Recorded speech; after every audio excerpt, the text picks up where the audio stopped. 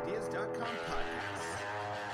Good afternoon. Welcome to another episode of InvestorIdeas.com podcasts. In today's podcast, we look at a few public company announcements from APHA Incorporated, trading on the TSX and the Nasdaq as APHA. Also looking at Allied Corp, trading on the OTCQB as ALID, as well as KHRN Life Sciences Corporation, trading on the TSX Venture as KHRN and the OTCQX as KHRNF, as well as Icanic Farms. So first, starting with APHA Incorporated, as well as Tilray Incorporated, trading on the Nasdaq as TLRY, who announced that APHA has obtained an interim order of the Ontario Superior Court of Justice in connection with its proposed business combination with Tilray, pursuant to an arrangement to be implemented under the statutory plan of arrangement pursuant to Section 182 of the Business Corporations Act. They have received the required regulatory approvals necessary to complete the proposed business combination between the two companies. And they've also filed their joint proxy statement and management information circular that related materials in respect to the special meeting of APHA shareholders on April 14th, and Tilray's Class 2 common stocks held on April 16th to approve the resolutions necessary to implement the arrangement. Irwin D. Simon, APHA's chairman and chief executive officer, who will have these same roles with the combined company, commented, "We're excited to advance closer towards the completion of our complementary and highly scalable strategic transaction with Tilray. On behalf of our board of directors, we recommend APHA shareholders vote for the resolution required to approve the business combination with Tilray, and we continue to believe our combined business strengths and capabilities will help us to connect more effectively with new and existing consumers and patients across Canada and internationally. And together, we expect the combined company to have strong financial profile, low-cost production, leading brands, distribution network, and unique partnerships, positioning us to deliver sustainable value for our shareholders." Now, Mr. Simon concluded, "We continue to maintain our financial flexibility through the strengths of our balance sheet and access to capital, and as a combined company, we expect to continue to pursue M&A in the U.S. across the branded consumer products industry that are accretive and can parlay into complementary cannabis products when we're able to do so." So at the APHA meeting, APHA shareholders will be asked to consider and pass a special resolution approving the arrangement, and the APHA resolution must be approved by at least 66% or greater of the votes cast by the APHA meeting by the APHA shareholders. And again, that will be on April 12th, and the Tilray meeting will be on April 16th. So most likely by mid to end of April, we can expect to hear whether that will be going forward. I would expect that to have the proper votes from both those companies, and you will see that combined entity by the end of April, most likely, or at least going into May. Again, lots of investor hype and speculation around those two companies combining, making them one of the larger players, even compared to a Cannabis Growth. And again, that also does give them a significant access to more international markets through the combination of APHA and Tilray.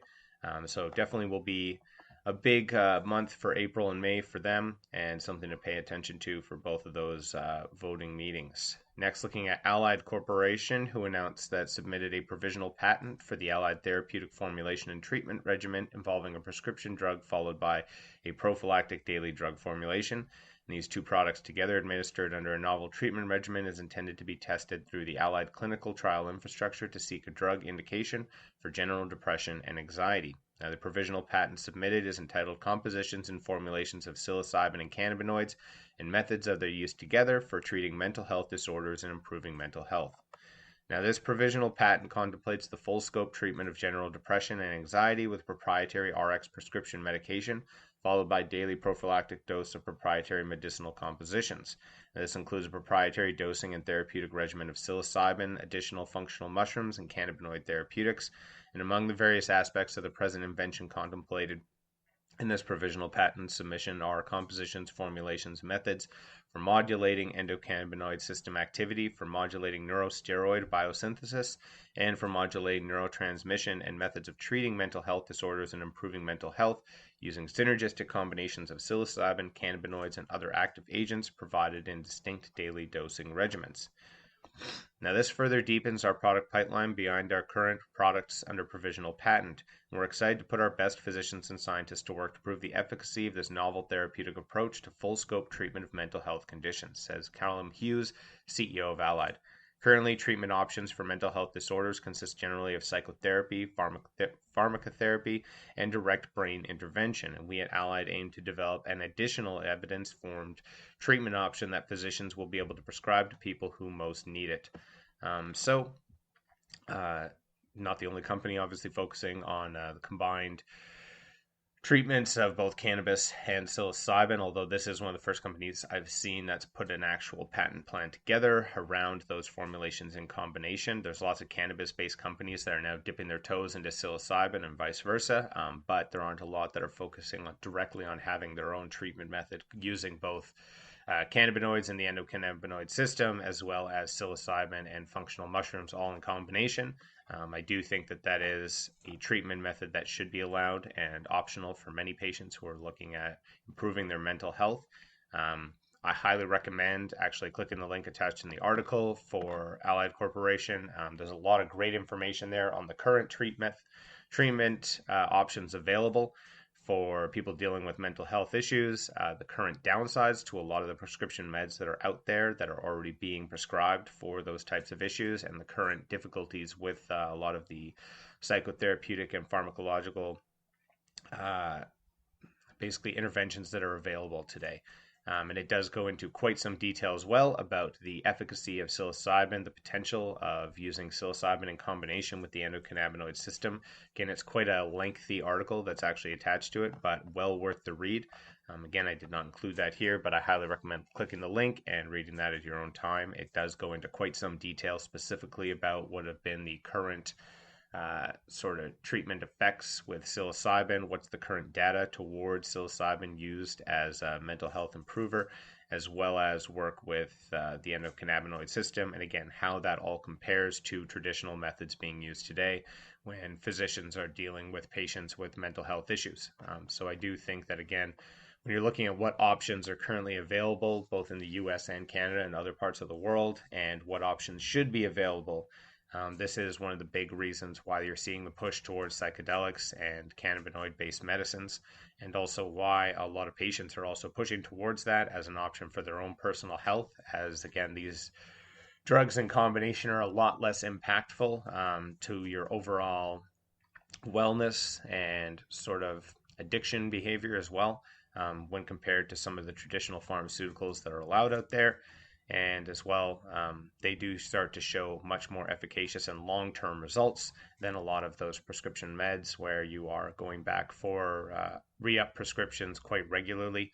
With psilocybin specifically at certain dosage levels, they've shown that just a single dose per year can have very long-lasting effects for most patients with mental health issues. So again, well worth the read there. Looking next at KHRN Life Sciences Corporation, who announced that it's opened 2 additional satellite Zerenia clinics in Colombia following the success of its initial small form clinic in Medellin. In line with the company's stated strategy, the new satellite clinics in Cali and Bucaramanga opened the doors to patients in early March, and these satellite clinics are located in high traffic medical hub neighborhoods and are supported by KHRN's flagship health centers in Bogota. Now, the new Zerenia locations expand KHRN's clinic network to 6, improving access to the company's clinical services and medical cannabis products for patients across the country. And now patients in Cali and Bucaramanga may now connect with the medical specialist trained in ethical, safe, and responsible prescriptions for cannabis-based medications in person or through KHRN's Dr. Zerenia telemedicine program.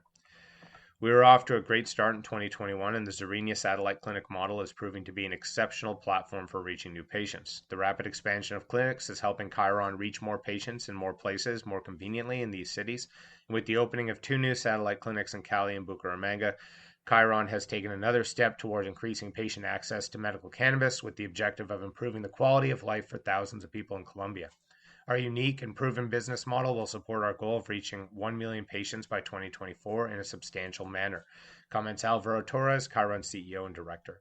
And so based off the positive physician and patient feedback at KHRN's initial satellite clinics, the company now plans to expand its clinical presence in major metropolitan centers throughout Colombia. So 3 additional satellite Zerenia clinics, which will focus on treating pathologies such as chronic pain, anxiety, insomnia, depression, headache, epilepsy, and Parkinson's, are expected to open over the course of the year. And so again, Talked a lot about KHRN Life Sciences, how they're really doing well in the Colombian medical space, obviously now expanding their Zerenia clinics into more cities. They have shown success of their initial Zerenia clinics, and I do expect them to very easily reach that 1 million patient onboarding by 2024, if not much sooner. Again, if things continue to progress for them at this current trend, they'll probably be reaching that closer towards 2023, if not 2022. And I do think that as far as models for how they've dealt with both the medical and focused on international import and export, KHRN will eventually be a fairly large player in the global cannabis space, and especially within Latin America. And again, they continue to expand within those markets very, very smartly. Lastly, looking at Organic Farms, who announced that the company has received conditional approval for the Canadian Securities Exchange to list the shares of the company on the CSE under the ticker symbol IKNK, following the completion of its previously announced transaction with Canadian Imperial Venture Group.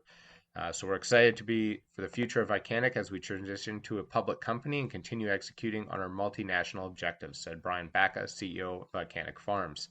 The company has previously announced it's entered into a business combination agreement with Civic, whereby the company has agreed to sell all the issued and outstanding securities to Icanic Farms and the business of Icanic Farms by way of a three-cornered amalgamation. And the transaction will result in the reverse takeover of Civic by the security holders of Icanic Farms. We are proud to open our company to the world, said Borja Sanz de Madrid, president of Icanic Farms International Incorporated. So hopefully within the next month or so, you can expect that transaction to be complete, which does mean Icanic will be trading on the CSE. I would expect a little bit of hype and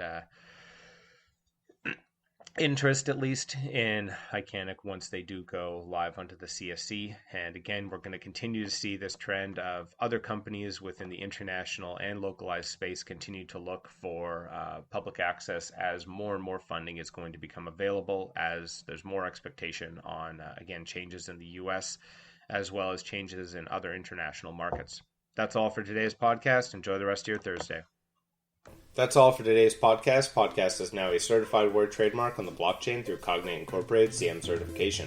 InvestorIdeas.com podcasts are also available on iTunes, Spotify, Google Play Music, Stitcher, iHeartRadio, Spreaker, and TuneIn. If you'd like to be a guest or sponsor of this podcast, please contact InvestorIdeas.com. Investor Ideas reminds all listeners to read our disclaimers and disclosures on the InvestorIdeas.com website, and this podcast is not an endorsement to buy products or services or securities. Investors are reminded that all investments involve risk and possible loss of investment. Investor Ideas does not condone the use of cannabis except where permissible by law. Our site does not possess, distribute, or sell cannabis products.